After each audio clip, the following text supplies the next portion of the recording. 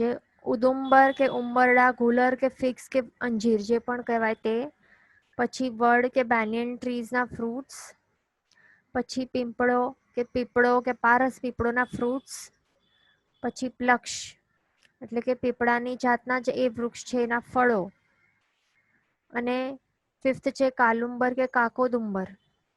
તો આ 5 જે પ્રકારના જે ફળો છે કે વૃક્ષના ટેટાઓ છે તો તે ખવાય નહીં, તેને અભક્ષ્ય કહેવાય છે. કારણ કે તેમાં આગળ આપણે જોઈએ, અહીંયા આપણે જોયા હતા આવા પ્રકારના ફોટોઝ.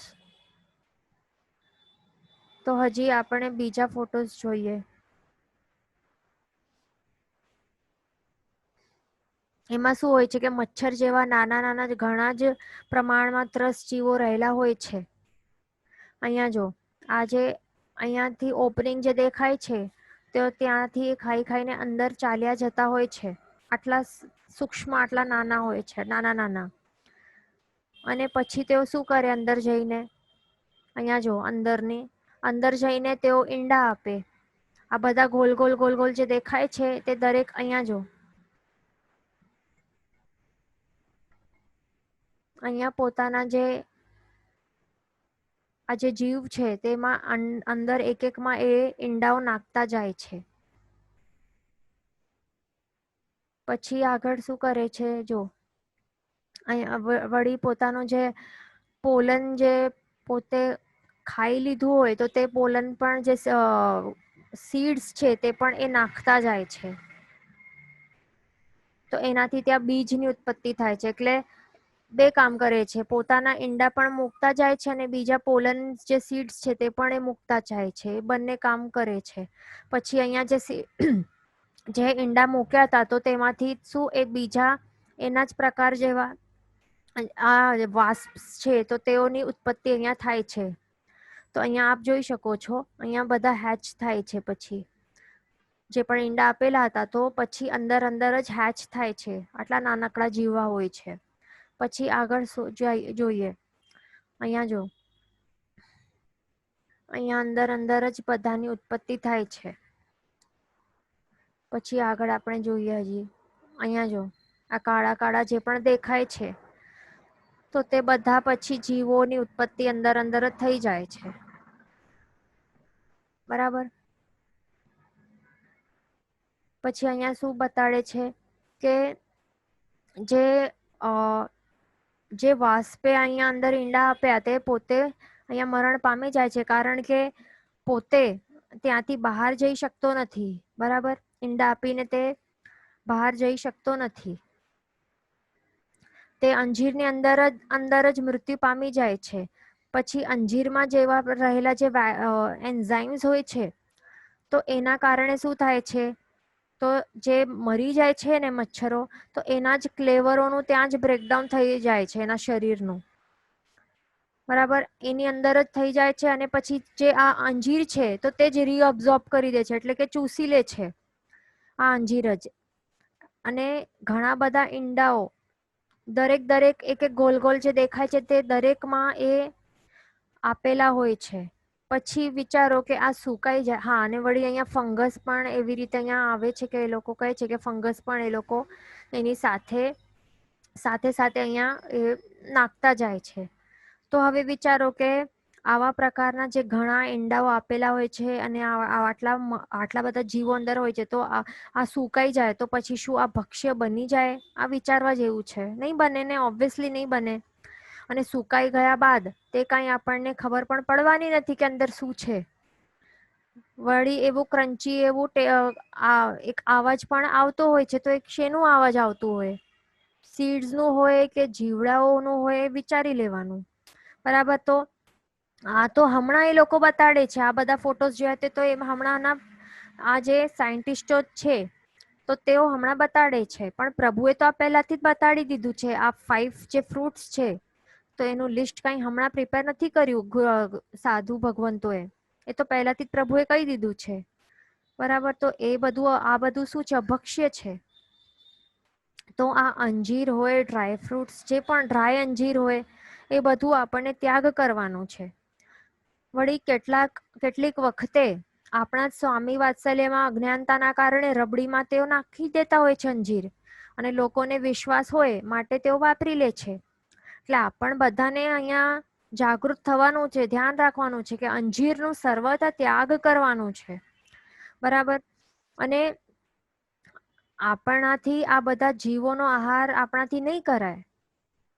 અને સમજો કે અંદર જીવ ન પણ હોય છતાં પણ આ અંજીર તે વાપરવા જેવું આ આ ફ્રૂટ્સ નથી. બરાબર. કારણ કે એનાથી કઈ પેટ ભરવાનું નથી અને આટલા બધા બીજ છે માટે તે આ 5 ફળ, આ જે 5 ફળ છે એની અંદર આવા જ પ્રકારના પ્રોસેસ થાય છે. જીવડાઓ અંદર જ એન્ટ્રી કરે છે અને આવા બધા પ્રકારનું થાય છે. એટલે માટે આ 5 ફળોનો ત્યાગ આપણને કરવા કહેલું છે. માટે એનું આપણને સર્વથા ત્યાગનું પચખાણ લેવાનું છે. પછી છઠ્ઠું અભક્ષ્ય આવે છે. પછી આપણે 4 મહાવિગયનું સ્ટાર્ટ કર્યું. એમાં છઠ્ઠું અભક્ષ્ય છે મદિરા કે દારૂ. તો મદિરા સેવનથી થતા દુષ્પરિણામને સમજવા માટે આપણે એક દૃષ્ટાંતનો સહાય લીધો હતો. તો તેમાં પ્રભુ શ્રી નેમનાથ ભગવાનને કૃષ્ણ મહારાજા પૂછે છે કે આ નગરી જે દ્વારિકા નગરી છે અને જે યાદવો છે એના વિશે એમણે પૂછ્યું હતું. તો પ્રભુએ કહ્યું હતું કે મદિરા સેવનના કારણે શાંબ વગેરે જે પણ પુત્રો છે તેઓ બધા મદિરા સેવન કરશે અને આગળ પછી શું થશે, દ્વારકા જે છે તો એને દ્વૈપાયન નામનો જે ઋષિ છે તે બાળી નાખશે. માટે કૃષ્ણ મહારાજે આખી દ્વારકા નગરીમાં રહેલા જેટલી પણ મદિરા છે તો તેને કુંડમાં નખાવી દે છે. છતાં શું થાય છે, શાંબકુમાર અને છતાં પણ ભવિતવ્યતા જે છે તો તે કોઈ પણ ચેન્જ નથી કરી શકતો. બરાબર. પ્રભુએ જે સર્વજ્ઞ એવા પ્રભુએ જે જોયું છે, જેવું કીધું છે કેવલ જ્ઞાન દ્વારા જોઈને, તો તે તો થવાનું જ છે ને. કેટલું પણ ટ્રાય કરશું તો ચેન્જ તો થવાનું નથી. બરાબર. તો શું થાય છે આગળ, શાંબકુમાર વગેરે જે પણ કૃષ્ણના પુત્રો છે અને પરપોતા છે તો બધા જ શું કરે છે, બહાર ત્યાં જાય છે ત્યાં કુંડની પાસે. તો ત્યાં તેમનો સેવક આ મદિરા એ લાવે છે. પછી બધા જ પોતાના કુસંસ્કારોને રોકી શક્યા નથી. એટલે કુસંસ્કારો તે ભડકી ઉઠે છે અને જે એમના ઇન્દ્રિય છે અને મનને કંટ્રોલ કરી શકતા નથી. માટે તેઓ પછી શું કરે છે, બે હિસાબ મદિરા પાન કરવા લાગ્યા. કારણ કે એ રહીને આ મદિરા પણ એવી થઈ ગઈ હતી, સુગંધી થઈ ગઈ હતી અને એવા દ્રવ્યો પણ એમાં મિશ્રિત થઈ ગયા હતા ત્યાં કુંડમાં નાખીને. પછી કે તેઓ પછી કંટ્રોલ કરી જ નહીં શક્યા અને પછી આવી મદોન્મત અવસ્થામાં તેઓ આગળ જવા લાગ્યા. તો ત્યાં તેમણે આ દ્વૈપાયન તાપસને જોયું. પછી તેમને યાદ આવ્યું કે આ દ્વૈપાયન તાપસ ના વિશે પ્રભુએ જેમ કહ્યું હતું કે એ બાળી નાખશે. માટે તેઓ શું કહે છે કે આ તાપસને આપણે મારી નાખીએ. કારણ કે આ જ તાપસ આપણી નગરી અને આપણા કુળને હણી નાખશે. માટે બધા શું કરે છે, આવા મદિરા પાન કરીને આવી અવિવેક વાળી બુદ્ધિ અને આવી અવસ્થામાં તેઓ શું કરે છે, આ તાપસને ઢેફાથી, પછી લપડાઓથી, મુષ્ટિઓથી તેને ઘણું જ મારે છે. અને જ્યારે તે અધમરો થઈ જાય છે તો ત્યારે તેને ત્યાં પાડી દે છે, ત્યાં મૂકી દે છે અને પછી આગળ ચાલ્યા જાય છે પોતાની નગરીમાં. તો હવે આ ત્રાસ પામેલો જે ઋષિ છે તે તરત જ ક્રોધિત બનીને એ નિયાણું બાંધી લાય. નિયાણું એ બાંધ્યું એણે કે મારી જો આ તપ અને ત્યાગની શક્તિ હોય તો એના પ્રભાવે હું આ જે યાદવો છે તો બધા જ યાદવો અને તેમના સંપૂર્ણ નગરનો હું દાહક થાઉં, એટલે બાળી દઉં. તો આવું સમાચાર એ બધું સાંભળીને કૃષ્ણ અને એમના ભાઈ બલરામ તો એ તરત જ ત્યાં આવી જાય છે અને એમને મળે છે અને ઋષિને ઘણું જ સમજાવે છે, એમને માફી માંગે છે અને ઘણું સમજાવવા પ્રયત્ન કરે છે કે આ જે પુત્રો છે એના જે દુષ્કર્મ છે તો તેની તો પહેલા તો ક્ષમા આપો અને આપણા જે પણ તપ અને ત્યાગની જે શક્તિ છે તો એનાથી એક ઉત્કૃષ્ટ એવું ફળ પ્રાપ્ત થવાનું છે. તો તેનાથી જે ફળ પ્રાપ્ત થવાનું છે તો આવા પ્રકારના દ્વેષ ભાવ અને ક્રોધમાં તે જે ફળ છે, તપનું ફળ છે, તપસ્યાનું ફળ છે, તો તેને બાળી નહીં નાખો, એને વેસ્ટ નહીં કરી નાખો. અને આવા નિયાણા બાંધવાથી આપના માટે અને પર માટે, સ્વ અને પર બંને માટે તે અહિતકારી એ બનશે. માટે આપ આ નિયાણાને ત્યાગી દો. નગરી તો બળશે, ઘણા જ જીવોની હત્યાનું પાપ તો લાગશે, પણ આપને પોતાની પણ તપસ્યાનું જે સાચું ફળ મળશે તે પણ મળશે નહીં. બરાબર. એટલે આવા પ્રકારે અને આપ ઘણા પાપ કર્મોનો ભાગીદારી આપ એટલે પાપ કર્મોથી ભારી બંધ થશે આપને. આટલું ઘણું બધું સમજાવ્યા બાદ પણ દ્વૈપાયન ઋષિ એમણે પોતાનો નિર્ણય બદલ્યો જ નહીં. એણે કહ્યું કે હું આપ બંનેને મારીશ નહીં, પણ આપના બંનેના સિવાય બીજા બધાને હું બાળી નાખીશ. પછી મૃત્યુ પામીને તે પછી શું બને છે? અગ્નિકુમાર દેવ તરીકે ઉત્પન્ન થાય છે. અગ્નિકુમાર દેવ એટલે કે ભવનપતિ નિકાયનો દેવ તરીકે ઉત્પન્ન થાય છે અને પછી પોતાનો પૂર્વભાવ જે યાદ આવે છે, વૈરભાવ યાદ આવી જાય છે અને તરત જ શું કરે છે? આ યાદવોની ત્યાં પહોંચી જાય છે, એમની નગરીની ત્યાં પહોંચી જાય છે બાળવા માટે. પણ ત્યાં પછી કૃષ્ણ મહારાજા શું કરે છે? એ નેમિનાથ ભગવાન તે રૈવતાચલ પર ત્યાં પધાર્યા છે, તો ત્યાં તેઓ પહોંચી જાય છે. નેમિનાથ ભગવાન સોરી કૃષ્ણ મહારાજા તો ત્યાં એમને પૂછે છે કે હવે શું? તો પછી પ્રભુ કહે છે કે આ બધું તપ જપ એ કરવાનું. તો અને આ 12 વર્ષ સુધી કઈ કરી નથી શકવાનું, પણ 12 વર્ષ પછી એ બાળી દેશે. પછી કૃષ્ણ મહારાજા ત્યાં પહોંચે છે નગરીમાં અને પછી નગરવાસીઓને કહે છે કે હવે ધર્મ ધ્યાનમાં લાગી જાઓ. તો બધા જ હવે નગરવાસીઓ આયંબિલ તપ, પછી છઠ્ઠ અઠ્ઠમ ઉપવાસ, દેવપૂજા વગેરે તેઓ કરવા લાગી જાય છે. અને એના પ્રભાવથી આ અગ્નિકુમાર દેવ એ નગરીને બાળી જ શકતો નથી. આવો પ્રભાવ હોય છે આપણા તપ ત્યાગમાં. વિચારો. એટલે આવો અગ્નિકુમાર દેવ પણ એને કેવા કેવા ઉપદ્રવ એ કરી શકે છે, પણ છતાં એક પણ ઉપદ્રવ તે કરી શકતો નથી. તો આવી રીતે 12 વર્ષ સુધી તે દેવ કંઈ જ કરી શકતો નથી. તો પછી પ્રજાને લાગવા લાગ્યું આફ્ટર 12 years કે હવે આ દેવ થાકી ગયો હશે અને ચાલ્યો ગયો હશે આપણા તપના પ્રભાવે. તો હવે બહુ તપચપ કરવાની હવે શું જરૂર છે? માટે પછી એક દિવસ પછી શું કરે છે? એક લૌકિક પર્વના દિવસે તેઓ જે નગરવાસીઓ છે તે કાંઈ પણ કોઈ પ્રકારનું તપ કરતા નથી, પણ શું કરી દે છે? મદિરા પાન અભક્ષ્ય સેવન ચાલુ કરી દે છે. તો આ રાહ જોઈને રહેલો આ દેવ એને તરત જ તક મળી ગઈ ને, તો હવે તકને એ તરત જ ઝડપે છે. અને પછી શું કરે છે? એ શાકીની, ભૂત, વેતાલ વગેરેની સેના લઈને આવે છે. ફરવા લાગે છે આખી નગરીમાં, બધાને અલગ અલગ પ્રકારે ડરાવે છે. અને પછી અંગારા છોડે છે, અકાળે ગ્રહણ કરે છે, અલગ અલગ પ્રકારના ઉપદ્રવ ત્યાં કરે છે નગરવાસીઓ પર. ભૂકંપો કરે છે, બધું અલગ અલગ પ્રકારની વૃષ્ટિઓ, બધું ઉપદ્રવો કરે છે.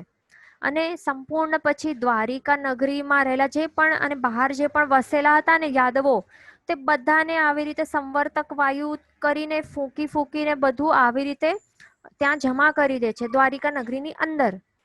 અને પછી બધાને જે બાળી દે છે. માત્ર કૃષ્ણ અને બલરામ તેઓ બચી જાય છે. અને એમના જે માતા પિતા છે, વસુદેવ અને દેવકી અને રોહિણી, તો આ ત્રણ શું કરે છે? તેઓ પણ બચી નથી શકતા. માત્ર તેઓ તરત જ ત્યાં અનશન સ્વીકારે છે. અને આ 4 શરણા છે તો તેઓ સ્વીકારે છે. નવકાર મંત્રના જાપમાં તેઓ લાગી જાય છે અને પછી ત્યાં જે બળી જાય છે, છતાં તેઓ સ્વર્ગે પછી જાય છે, એટલે કે દેવલોક. બરાબર. તો આવી રીતે માત્ર કૃષ્ણ બલરામ બચી જાય છે. એટલે વિચારો કે એક દારૂ એટલે એક મદિરાનું સેવન એ કેવા પ્રકારનું અનર્થ એ કરાવી શકે છે, વિચારવા જેવું છે. સંપૂર્ણ યાદવ વંશનો અહીંયા નાશ થઈ જાય છે. આખી દ્વારિકા નગરી પણ ખાખમાં મળી જાય છે. એટલે અહીંયા વિચારવા જેવું છે કે આપણને શું કરવું જોઈએ. મદિરા જે છે એનું સંપૂર્ણપણે ત્યાગ કરવાનું, સર્વથા ત્યાગ કરવાનું છે. એનું આપણને અહીંયા પચખાણ લેવું છે, જરૂરી છે. આ મદિરા જે છે તો તે શું કરાવે? અતિ ઝઘડા કરાવે, ક્લેશ કરાવે, નિંદા, પછી પરાભવ કરાવે, હાંસી કરાવે, રોષ, નશો વગેરે અનેક દોષોનું આ કારણ બને છે. વળી અહીંયા આપણે જોઈએ તો કેવા લજ્જા, બુદ્ધિ અને લક્ષ્મીનું પણ તે નાશ કરે છે. વ્યક્તિને કેવો અવિવેકી બનાવે છે. માતા, પિતા, બહેન, દીકરી વગેરેના વિવેકને એ ચૂકી જાય છે. વ્યક્તિ જે પણ મદોન્મત બની જાય છે તે એવું અવિવેકી બની જાય છે. પછી તે પોતે કુકાર્યો તો કરે જ છે, પણ શબ્દોનો પ્રયોગ પણ ઉતરતી કક્ષાનું એ વાપરે છે. વળી જે આત્મિક ગુણો છે તો આત્મિક ગુણોનો પણ એ નાશ કરે છે. જે પણ ગુણો છે આત્મિક ગુણો, કે સંયમ હોય, વિવેક હોય, જ્ઞાન, સત્ય હોય કે દયા, ક્ષમા વગેરે ક્ષણવારમાં તે નષ્ટ થઈ જાય છે. બરાબર. એટલા માટે આ મદિરા પાન જે છે, મદિરા સેવન, એનો સર્વથા ત્યાગ કરવું જોઈએ. અને તે આ હેલ્થ માટે પણ સારું નથી. અહીંયા આપણે મદિરા કે દારૂ, તો એમાં શેનો સમાવેશ થાય છે?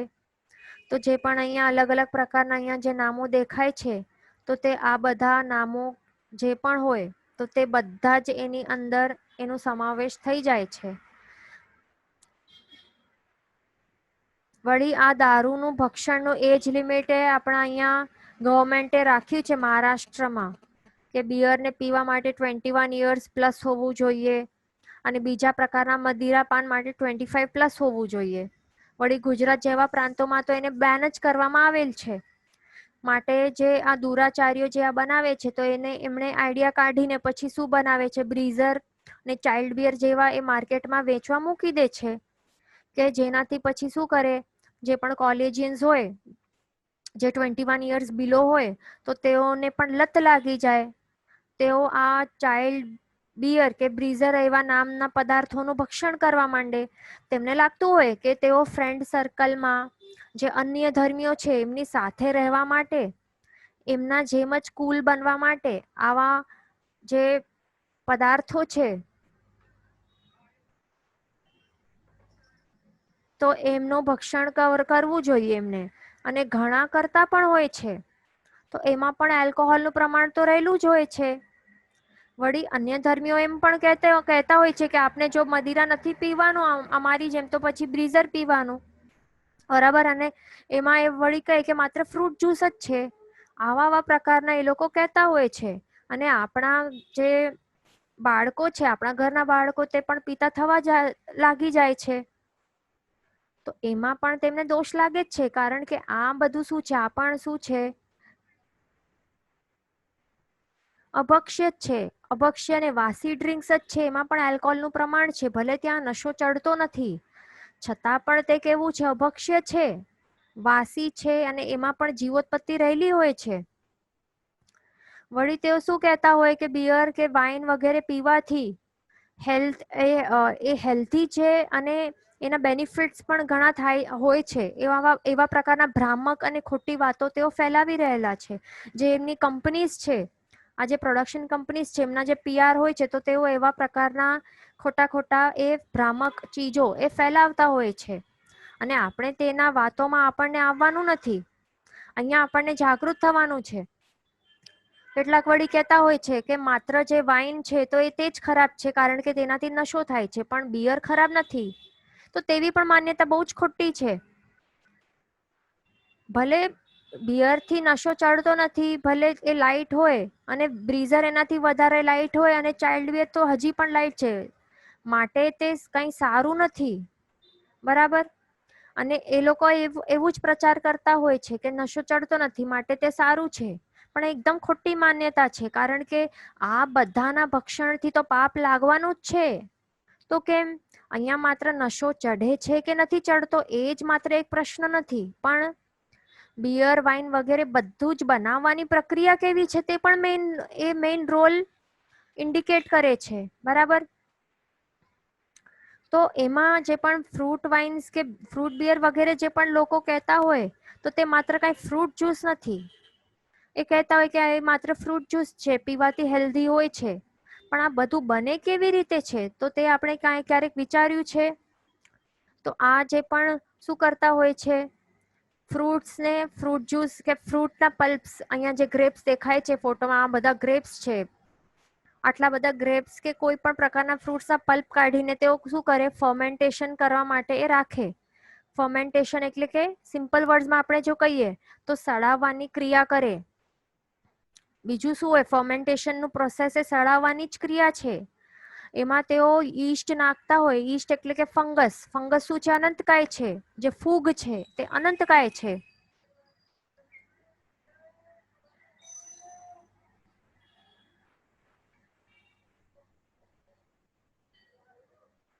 તો આ જે ઈસ્ટ નામક જે જીવો છે તો તે શું કરે છે, શુગરને શું કરે છે, આલ્કોહોલ એટલે કે ઇથેનોલ અને કાર્બન ડાયોક્સાઇડમાં તે ટ્રાન્સફોર્મ કરી દે છે. અને પછી આવી રીતે એ બધું પ્રોસેસ થતું હોય છે. પછી આગળ બિયર કેવી રીતે બને છે, તો તે સિરિયલ ગ્રેન્સ જેમ કે ઘઉં કે કોર્ન, મકાઈ વગેરે, અને એમાં શું એક અલગ પ્રકારની એક વનસ્પતિ નાખે અને ફણગાવેલા અનાજ પણ નાખે છે. એનું બધું મિશ્રણ આવી રીતે કરીને એને ફર્મેન્ટેશન એટલે સડાવીને ફર્મેન્ટેશનના પ્રોસેસ જે છે એના દ્વારા એ શું કરે છે, અસંખ્ય જીવોની ત્યારે પછી ઉત્પત્તિ થાય છે. પછી રમ જે છે તે પણ ઊસના રસને સડાવીને બનાવવામાં આવે છે. આ બધા પ્રકારનું જે પ્રોસેસ છે, ફર્મેન્ટેશનનું બધું પ્રોસેસ, તો અહીંયા જો પછી શું થાય છે, કેટલું આવી રીતે આથો ટાઈપ બની જાય છે. તો આવી રીતે પ્રોસેસ હોય છે. અને પછી આ બધા કીડાઓને છૂંદીને તેનો રસ નીચોવાય છે. અને પછી તેમાંથી આલ્કોહોલ તૈયાર થતો હોય છે. અને આ જે ફાઇનલ પ્રોડક્ટ જે બને છે તો એમાં પણ શું હોય છે, એટલે આ બનાવવાની જે પ્રોસેસ છે, પ્રોડક્શનનું જે પ્રોસેસ છે, તો તે પણ એમાં પણ ઘણા જીવોની હિંસા થાય છે. પણ જે ફાઇનલ પ્રોડક્ટ બને છે તો એમાં પણ અસંખ્ય બેઇન્દ્ર જીવોની ઉત્પત્તિ તો રહેલી જ હોય છે. એમના જન્મ મરણ તે તો ચાલુ રહેલા જ હોય છે. માટે અસંખ્ય જીવોની હિંસાનું અહીંયા પાપ લાગે છે. એટલે જીવોના દ્રવ્ય પ્રાણોની હિંસાનું પાપ તો લાગે જ છે, પણ સાથે સાથે ભાવ પ્રાણોની હિંસા પણ એનું પણ પાપ લાગે છે. કારણ કે એના ભક્ષણથી જીવો અવિવેકી બની જાય છે, દુષ્કૃત્યો કરે છે અને પોતાના આત્મિક ગુણોનો ઘાત થાય છે. માટે આપણા ભાવ પ્રાણોની હિંસાનું પણ પાપ લાગે છે. વળી આગળ મદોન્મત્ત બનીને બીજા જે પણ દુષ્કર્મો કરે છે તે અલગ, તેના અલગ પાપ લાગે. વળી એમ જોવા જઈએ તો હેલ્થ માટે તે પણ, હવે એ લોકો જ કહેતા હોય કે હેલ્થ માટે પણ એ દુષ્પરિણામ આપનારા બને છે. બરાબર. મદિરાના સેવનથી શું થાય છે, લીવર ઉપર પ્રેશર આવે છે. વળી તે લીવર ડેમેજ પણ થાય છે. કેન્સર, બીપી, અટેક, અનિમિયા વગેરે અનેક પ્રકારના રોગોની ઉત્પત્તિ થાય છે. હેડેક, ઉલટી વગેરે, પેટનો દુખાવો, એન્ઝાયટી વગેરે અનેક પ્રકારના રોગોને તે આમંત્રણ આપે છે. માટે તેનું ભક્ષણ કરવું જ ન જોઈએ. અને બીજા જે પણ દ્રવ્યો હોય છે, જેમ કે સ્પિરિટ હોય, આલ્કોહોલ કે તાળી કે નીરો, આવા પ્રકારના જે પણ દ્રવ્યો છે, તો એક કે બીજી રીતે તેઓ મદિરા જેવા જ નશાવાળા હોય છે. એમાં પણ મદિરા જેવા જ નશાવાળા તત્વ રહેલા હોય છે. માટે તે પણ સર્વને મદિરાની જેમ જ અભક્ષ્ય આપણને જાણવા. અહીંયા એક ક્વેશ્ચન આવેલું છે કે મેડિસિન સેનિટાઈઝર્સમાં પણ આલ્કોહોલ હોય છે, તો વોટ ટુ ડુ? તો હવે એમાં આપણને શું સમજવાનું છે કે સેનિટાઈઝર્સમાં પણ આવા, જો સમજો કે આઇઝોપ્રોપાઇલ આલ્કોહોલ જે હોય છે, તો એ હોય ને તો એ લેબમાં બનાવવામાં આવે છે, તો તે તો અલગ વાત છે. પણ જો ફર્મેન્ટેશન પ્રોસેસથી જો ઇથેનોલથી બનાવવામાં આવે છે અને ઇથેનોલ નાખવામાં આવે છે, તો એ વધારે પાપ લાગે છે. પાપ તો બંનેમાં છે જ. બરાબર. પછી એમ કરી શકાય કે જે અહિંસક સોપ છે, સાબુ છે, તો તે વાપરી શકાય છે. બરાબર. પછી બીજું ક્વેશ્ચન છે અહીંયા કે રેડબુલ ઇઝ ઓલ્સો મદિરા. તો આ જે એનર્જી ડ્રિંક્સ છે ને, રેડબુલ હોય કે મોન્સ્ટર, ઝીંગા, ડ્યુ, સ્ટિંગ જે પણ હોય છે, આ બધા, તો એ બધા કેવા છે, એ બધા ભલે નશા કરાવતા નથી, એટલે કે છતાં પણ તેઓ કેવા છે, વાસી પીણા છે, વાસી ડ્રિંક્સ છે. વળી એમાં કેફીનની માત્રા બહુ વધારે પ્રમાણમાં રહેલી હોય છે, તો કેફીનના ઓવરડોઝથી પણ શું થઈ શકે છે, બીપી વધે, હાર્ટ એટેક પણ થતા હોય છે યંગ લોકોને.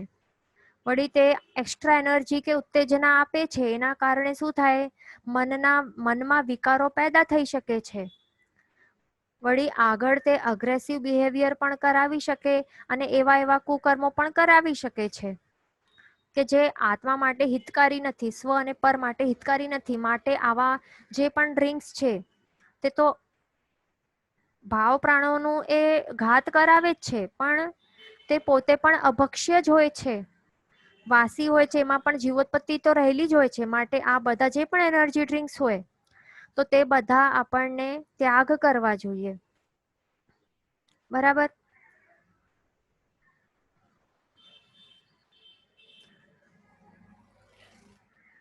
અહીંયા ક્વેશ્ચન આવેલું છે કે ઈષ્ટ શું છે, અનંતકાય છે કે બે ઇન્દ્રિય છે. તો ઈષ્ટ એટલે શું છે, ફૂગ છે, ફંગસ, ફૂગ છે. તો નીલ ફૂગ વગેરે શેમાં આવે છે, અનંતકાયમાં આવે છે. બરાબર. હવે તો અનંતકાય જીવોની અહીંયા આપણને હિંસાનું આટલું બધું પાપ લાગે છે. બરાબર. અહીંયા ક્વેશ્ચન છે કે ઇડલી ઢોકળામાં મેક્સિમમ કેટલા આર્સનું ફર્મેન્ટેશન ચાલે અભક્ષ્યથી બચવા માટે? નાઇટના ફર્મેન્ટેશન માટે રાખીએ એન્ડ મોર્નિંગમાં બનાવીએ તો ચાલે? બિલકુલ નહીં ચાલે, બિલકુલ પણ નહીં ચાલે. જો આપણને ઇડલી ઢોકળા બનાવવા હોય તો સૂર્યોદય પછી બનાવવા માટે રાખવાનું, અને એ પણ મેક્સિમમ કેટલા, 2-3 એટલે 4 કલાક સુધી જ એ રાખી શકાય અને પછી તે તરત બનાવવા માટે વાપરી દેવાનું. બરાબર. અને નાઈટમાં કાંઈ પણ મુકાય જ નહીં. એ એક નિયમ સમજી લેવાનું કે સૂર્યાસ્ત બાદ કાંઈ પણ બનાવવા માટે મૂકવાનું નહીં. એક રાત જે એ ઓળંગી જાય, વન નાઈટ પસાર થઈ જાય તો પછી તે શું કહેવાય, એ વાસી કહેવાય બીજા દિવસે. અને તેમાં પછી શું હોય, અસંખ્ય બેન્દ્રિય જીવોની ઉત્પત્તિ રહેલી હોય માટે તે શું હોય, તે અભક્ષ્ય થઈ જાય છે. એમાં જે આથો આવે છે, તો માત્ર આથાના જે આપણને એવું ફ્લફીનેસ જોઈએ તો એવું કેવું પ્રકારની આસક્તિ છે. વિધાઉટ એટલે જે ફ્લફી ના હોય તો શું આપણે વાપરી નહીં શકીએ? એવું શું, એવા પ્રકારની કેવી આ લાલસા છે આ રસનેન્દ્રિયની, તો એને આપણને ત્યાગ કરવાનું છે. બરાબર. અને જો આપણને ફ્લફીનેસ જોઈએ તો પછી ખાવાની જે સોડા છે, બેકિંગ પાવડર કે ઈનો, તો એનો પણ વપરાશ કરતા હોય છે અમુક પ્રમાણમાં. તો એ કરી શકાય છે, પણ નહીં કરાય તો પણ શું પ્રોબ્લેમ છે? તો એ વિચારવા જેવું છે કે આપણે શું આટલું પણ એડજસ્ટ કરી નથી શકતા?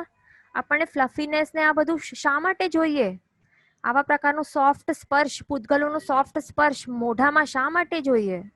આ વિચારવા જેવું છે. અને માત્ર જે રસનેન્દ્રિયને પોષણ આપવા, એની તુષ્ટિ માટે આપણે કેવા કેવા પ્રકારના આટલા બધા જીવોની ઉત્પત્તિ કરીએ, અસંખ્ય બેન્દ્ર જીવોની ઉત્પત્તિ કરી, અને એમના આટલા બધા કોમળ શરીર રહેલા હોય માટે તો આ સોફ્ટ બનતું હોય. એ લોકો પ્રોસેસિંગ કરે, ત્યાં પ્રોસેસિંગ કરીને એ બનાવે છે, એમાંથી કાર્બન ડાયોક્સાઇડ એ એમિટ કરે છે, તો એના કારણે બધા કાણા કાણા થાય અને બધું ફ્લફીનેસ બનતું હોય. એટલે વિચારવાનું કે આપણે જે પણ પછી ચટણીઓ આવી વાપરતા હોઈએ કે આવા ઇડલી ઢોકળા જલેબી જે પણ ખાતા હોઈએ સોફ્ટ સોફ્ટ, તો એ બધું શરીરો છે, આ બેન્દ્ર જીવોના આ કોમળ શરીરો છે, એના કારણે એમાં આ બધું એ અમુક પ્રકારનું સ્મેલ કે ટેસ્ટ ને બધું થાય, તો એના શરીરોના કારણે હોય છે. એટલે આ વિચારવા જેવું છે. બરાબર.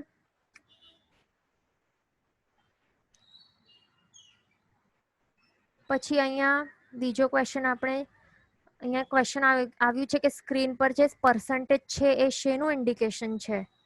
તો અહીંયા આપણે પહેલા જે બતાડ્યું હતું તો એ જે કહેતા હોય છે ને કે બ્રીઝર એ ઓછો એલ્કોહોલ પ્રમાણ વાળું હોય છે, તો એ 4.8% એલ્કોહોલ વાળું હોય છે. એટલે હોય તો છે જ, એમાં આટલા પર્સન્ટેજમાં પણ એલ્કોહોલ રહેલો હોય જ છે, અને આ વાસી પીણો જ છે.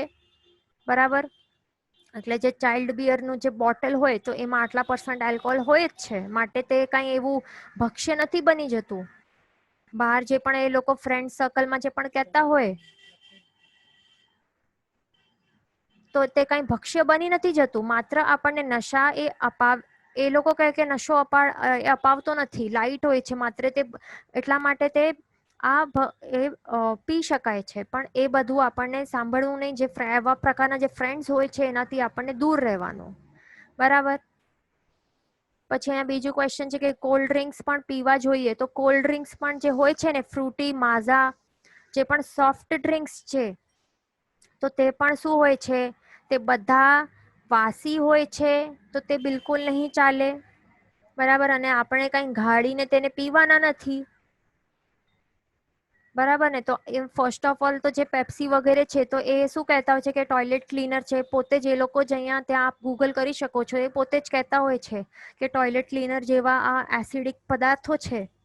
તો આપણને તો આવા પ્રકારના પદાર્થ, આપણું શું આ પેટ છે તે કઈ ડસ્ટબિન તો છે નહીં કે આપણે જે એવું કચરા એવા ખરાબ પદાર્થો છે તે આપણે નાખતા જઈએ અને પછી એના કારણે હમણાંના સમયમાં શું થાય છે, આવા પ્રકારના પદાર્થોના સેવનથી શું થાય છે, આપણે નોટિસ કર્યું હશે કે 40 યર્સના એજ સુધીમાં જ કેન્સર જેવા રોગો થઈ જાય છે. તો તે શા માટે થાય છે તે આપણે ક્યારે વિચાર્યું છે? કેન્સર એક એવી બીમારી હતી પહેલાના કાળમાં, તે ક્યારેક જ અને કોઈકને જ થાય અને એક મોટી વાત હતી. પણ હમણાં એક કોમન ડિસીઝ કેમ થઈ ગઈ છે કેન્સર?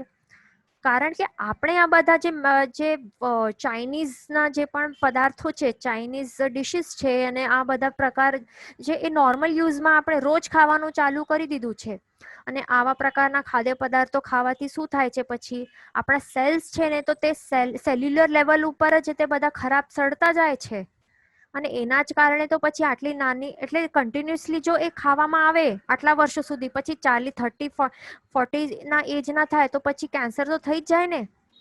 એમાં શું નવાઈ છે? એટલે આ બધા પ્રકારના જે બહારના જે પણ છે એ બધું આપણને વાપરવું ન જોઈએ. બીજું અહીંયા ક્વેશ્ચન છે કે pav bread pizza base also has yeast, so that also not allowed. Right છે. જેમાં પણ ઈસ્ટ હોય નાખેલો તો તે કેવી રીતે ચાલે? ઈસ્ટ પોતે અનંતકાય છે. એનાથી જે પણ બનાવેલા જે પદાર્થો છે, પાવ, બ્રેડ કે પિઝા હોય, અને પિઝામાં તો જે સોફ્ટનેસ કરવા માટે પિઝાનો જે લોટ જે બનાવવામાં આવે છે, એમાં તો એ લોકો ઈંડા પણ નાખતા હોય. શું આપણે જોયું છે એમના કિચનમાં શું નાખે છે? જે સોફ્ટનેસ મેળવવા માટે તે ઈંડા પણ એમાં નાખતા હોય છે. માટે તે પણ માંસાહાર થઈ જાય છે. અહીંયા ક્વેશ્ચન છે કે હોમિયોપેથિક મેડિસિન્સમાં પણ એલ્કોહોલ હોય છે એવું સાંભળ્યું છે. તો હવે આપણને એક વાત, હવે મેડિસિનલ પર્પઝીસ માટે ને જો એવા પ્રકારના જો રોગો થયા હોય ને, તો પછી આપણે અહીંયા ઝરણા રાખી શકાય છે. બરાબર. પણ પાપ તો લાગવાનું છે, 100% પાપ તો લાગવાનું છે. પણ માત્ર મેડિસિનલ પર્પઝીસ માટે, એટલે કે જો એવું રોગ થઈ ગયું હોય કે જે પ્રાકૃતિક રીતે નેચરલી જો એનું ટ્રીટમેન્ટ જો થવાનું પોસિબલ ન હોય, અને પછી એવા પ્રકારનું જે એલોપેથી કે કોઈ પણ એવી દવા ખાવી પડતી હોય કે જેમાં એવા પ્રકારના કઈ પદાર્થો હોય, તો પછી ઝરણા આવી રીતે રાખી શકાય છે. પણ એનું પાપ તો 100% લાગવાનું છે. તો હવે આપણે આ 6th અભક્ષ્ય વસ્તુ એટલે કે મદિરા, એના વિશે આપણે જોઈ લીધું. હવે આગળ આપણે ચાલીએ. નેક્સ્ટ શું છે? માંસ. બરાબર. તો હવે માંસ વિશે આપણે સમજી લઈએ. તો એમાં એગ્સ કે ઓમલેટ કે મરઘી હોય કે માછલા, એનિમલ્સ એટલે કે ઢોરોના માંસ, અને જે પણ પદાર્થો જેવા માંસના અંશો નાખવામાં પણ આવતા હોય, તે બધાને જ માંસાહાર કહેવાય છે. એમ જરૂરી નથી કે એ એનિમલનું આ મળદો હોવું જરૂરી છે. પણ એવી પણ વસ્તુઓ હોય છે, વેજીટેરિયનના નામે એવી વસ્તુઓ પણ હોય છે કે જે વસ્તુમાં અમુક એન્ઝાઇમ્સ પણ નાખતા હોય છે, કે એવા કેમિકલ્સ નાખતા હોય છે કે જે પ્રાણીઓ હોય છે, એનિમલ્સ હોય છે, એમનામાંથી તે એક્સ્ટ્રેક્ટ કરવામાં આવે છે. તો તે પછી તે પણ માંસાહાર જ કહેવાય છે. અને આ બધી વસ્તુઓ જે તે માંસાહારને શું કહેવાય છે? અભક્ષ્ય કહેવાય છે. હવે આ ફોટો જે દેખાય છે, તો એક મહાન લેખક છે, જ્યોર્જ બર્નર્ડ શો નામના એક ફેમસ રાઇટર છે. એમણે શું કહ્યું હતું? એમણે while we ourselves are the living graves of murdered beasts, how can we expect any ideal conditions on this earth? Animals are my friends and I don't eat my friends. વિચારો, એમણે પણ એવું કહ્યું હતું અને એક પાર્ટીમાં તેઓ ગયા હતા તો ત્યારે માંસાહાર જોઈને તેમણે શું કહ્યું હતું કે my stomach is not a graveyard to bury them. એટલે કે મારો પેટ તે પેટ છે પણ તે કઈ સ્મશાન નથી કે જ્યાં જીવોના મરદાઓને દાટવામાં આવે છે. બરાબર, એટલે માટે એટલે એ પોતે પણ કેવા વેજીટેરિયન હતા. બરાબર, તો આપણને આ એક વિચારવા જેવું છે કે આજના આપણા ભારતમાં શું થઈ રહ્યું છે. હિન્દુઓ પોતે તેઓ જે માંસાહાર ન કરતા હતા તેઓ પણ માંસાહાર કરવા લાગ્યા છે. અને અહીંયા ફોરેનર્સ એ પોતે વેગન બનવા એટલે સ્ટાર્ટ થઈ ગયું છે. ફોરેનર્સ કેટલા પોતે વેગન બની ગયા છે. વેગન એટલે કે તેઓ તો દૂધ પણ વાપરતા નથી કારણ કે તે જે કાઉસ છે એમને ત્રાસ અપાવીને દૂધ લેવામાં આવે છે. માટે તેઓ એવા પ્રકારના વેગન બની ગયા છે કે કોઈ પણ પ્રકારના એનિમલ્સથી જે પણ લેવામાં આવે છે એટલે એનિમલ પ્રોડક્ટ્સ કોઈ પણ પ્રકારના હોય એટલે માંસાહાર હોય કે ડેરી પ્રોડક્ટ્સ હોય તો બધાનું તેમણે શું કર્યું છે, ત્યાગ કરી દીધું છે. એવા અનેક વેગન બની ગયા છે ફોરેનર્સ પણ અહીંયા આપણા ભારતમાં શું થઈ રહ્યું છે તો તે જોઈને બહુ જ એક આવું આપણને ખરાબ લાગે છે. તો હવે આગળ આપણે જોઈએ કે આ માંસાહાર તો તે કેવી રીતે બનાવે છે. જે કતલ ખાનાઓ હોય છે, બુચરી હાઉસ હોય છે કે કતલખાના હોય છે તો ત્યાં શું થાય છે, લાઈનમાં પંચેન્દ્રિય જીવોને પકડીને ત્યાં મશીનથી અથવા તો હાથે જ શસ્ત્રાઘાત કરતા શું કરે છે, તેમના વધ કરવામાં આવે છે.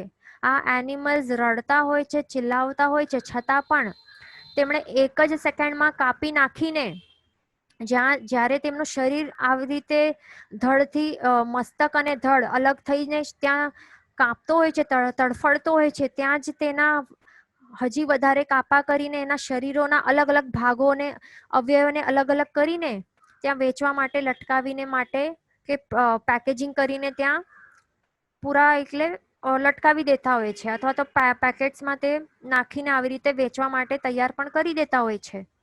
લોહીની ધારાઓ વહેતી હોય છે. આવું ભયંકર જે દૃશ્ય છે તો તે આપણાથી જોવાય પણ નહીં. અને વળી તેમને ખવડાવીને મોટા કરીને પછી તેમનું કતલ કરી નાખતા હોય છે. આગળ તેના જે ઓર્ગન્સ હોય છે ને, અમુક આંતરડા હોય કે પેટ હોય, જે સ્ટમક હોય, લીવર હોય, અલગ અલગ પ્રકાર કે મગજ હોય, ત્યાંથી અમુક એન્ઝાઇમ્સ કે કેમિકલ્સ એ લોકો એક્સ્ટ્રેક્ટ કરતા હોય છે. કે હાડકા હોય કે ચરબીઓ હોય તેમાંથી અલગ અલગ પ્રકારના ઇમલ્સિફાયર્સ કહેતા હોય છે, કરીને. તો એ એમલ્સિફાયર્સને એટલે એવા પ્રકારના જે દ્રવ્યો છે તેને એક્સ્ટ્રેક્ટ કરતા હોય છે.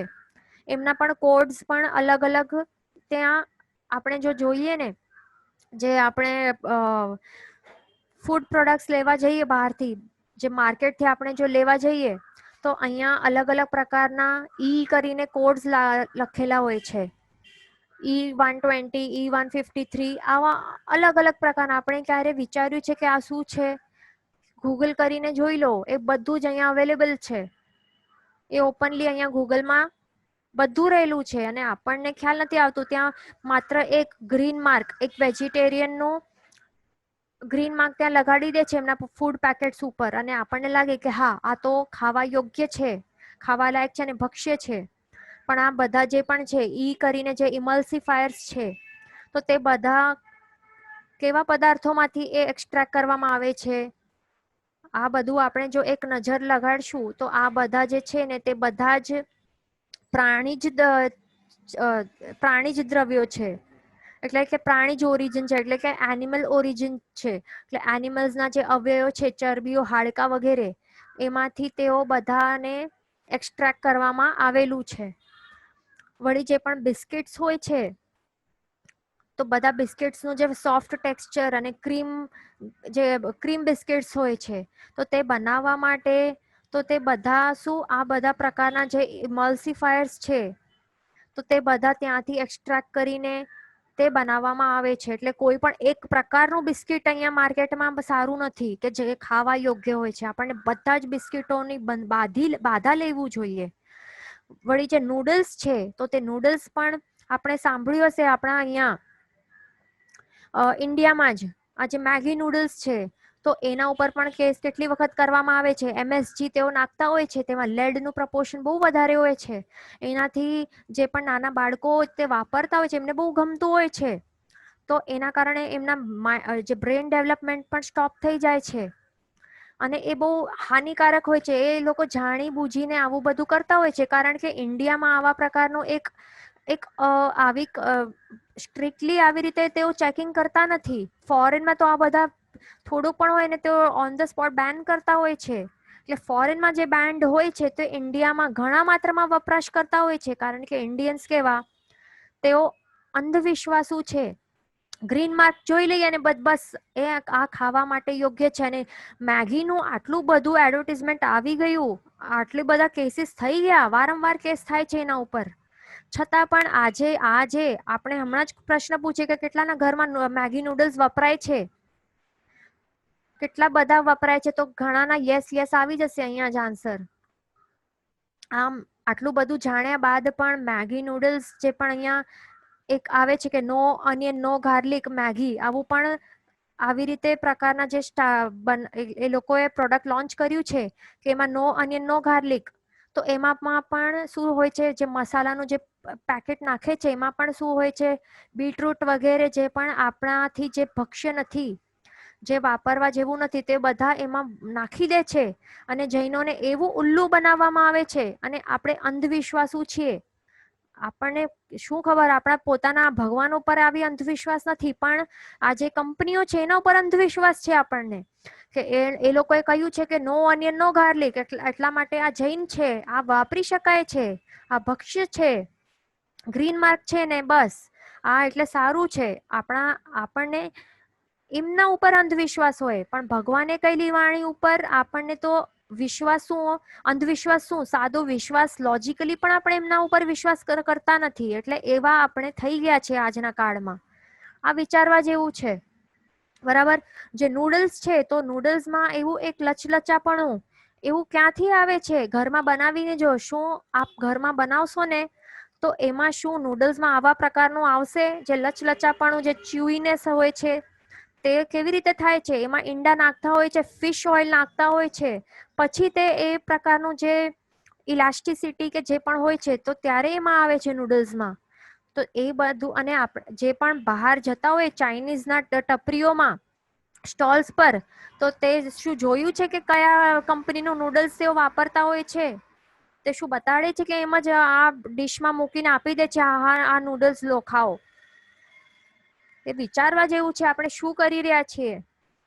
લારી ઉપર ઉભા રહીને ચાઇનીઝ ખાઈએ તો એ નૂડલ્સ શેમાંથી બનેલા હોય છે, વિચાર્યું છે? નથી વિચાર્યું. પછી આગળ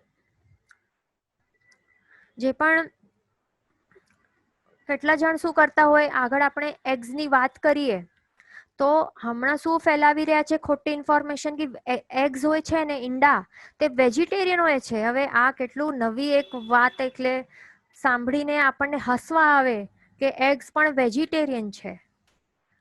આ એક જોક છે. બરાબર. આવા પ્રકારની એક ખોટી ઇન્ફોર્મેશન ફેલાવી રહ્યા છે એ લોકો. એગ્સ શું છે, 100% નોન વેજીટેરિયન જ હોય છે, તે માંસાહાર જ હોય છે. બરાબર.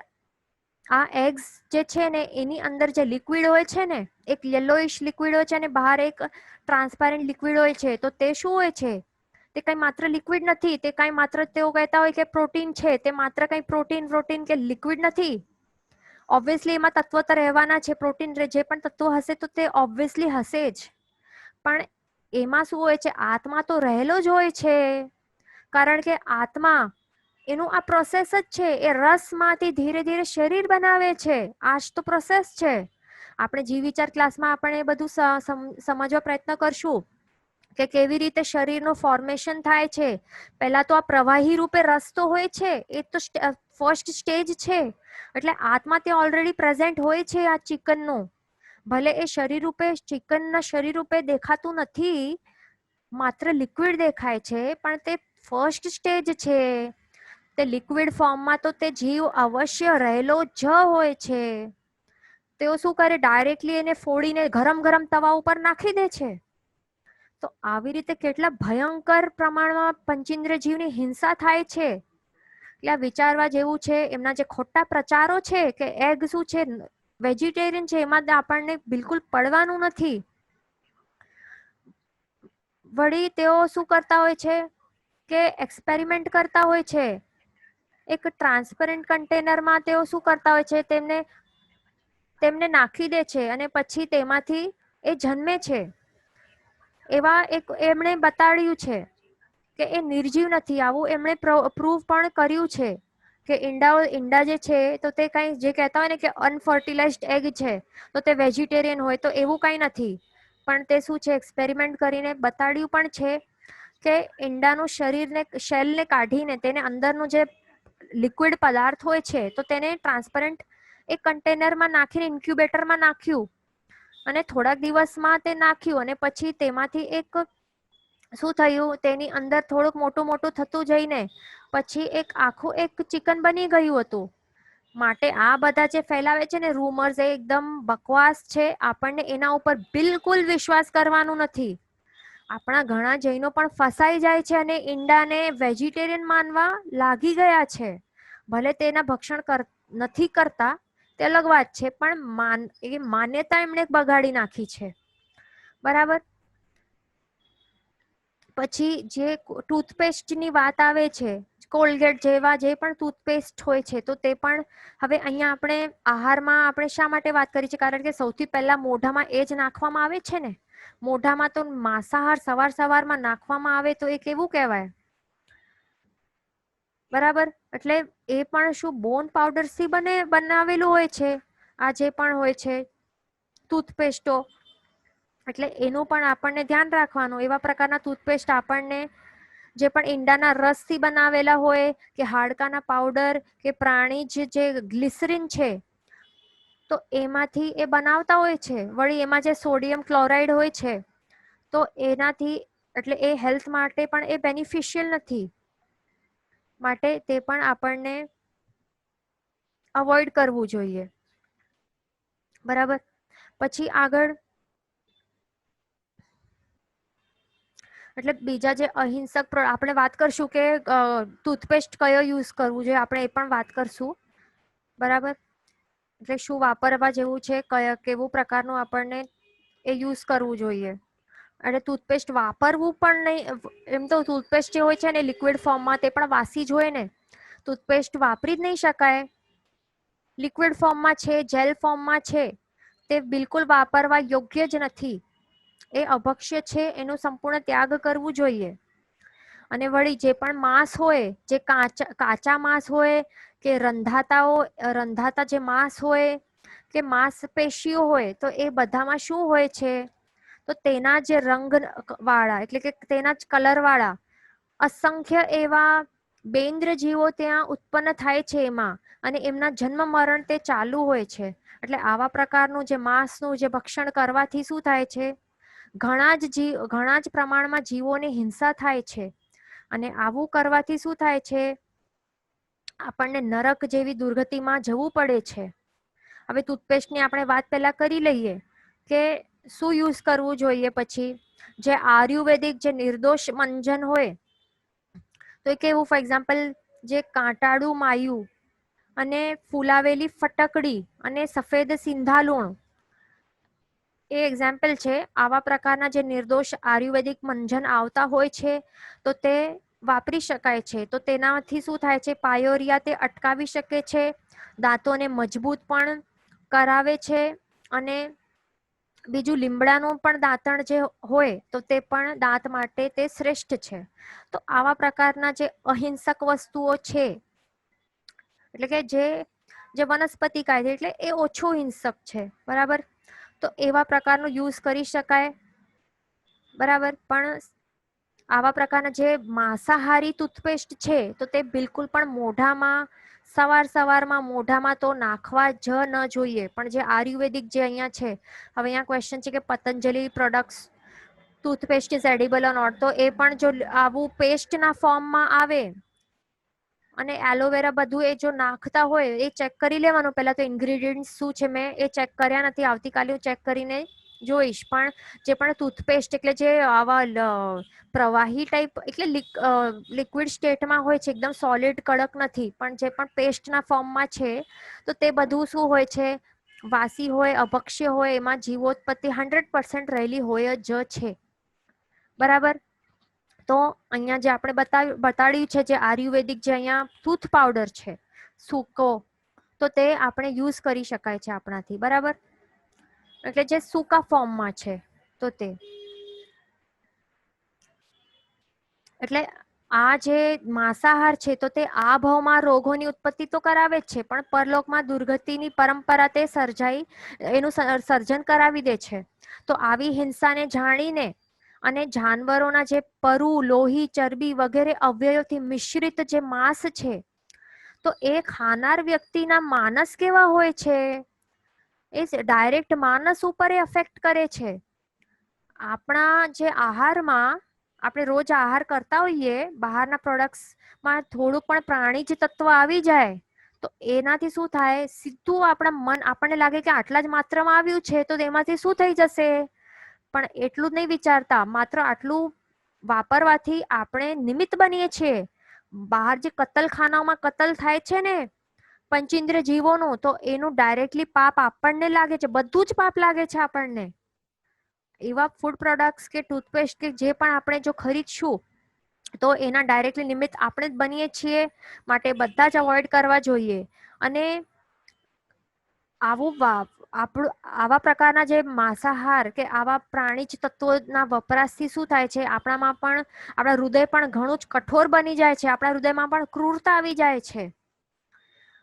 જે ભાવો છે, જે પરિણામ છે, એના ઉપર ડિરેક્ટલી અસર થાય છે, કારણ કે તે પ્રાણીઓના વધ કરીને, એમના કાપકૂપ કરીને એમના જે અવયવ છે એમાંથી એ ઘણી જ એટલે ક્રુઅલ્ટી કે ક્રૂરતાથી એમને કાપકૂપ કરીને પછી એમાંથી એક્સટ્રેક્ટ કરેલું હોય છે.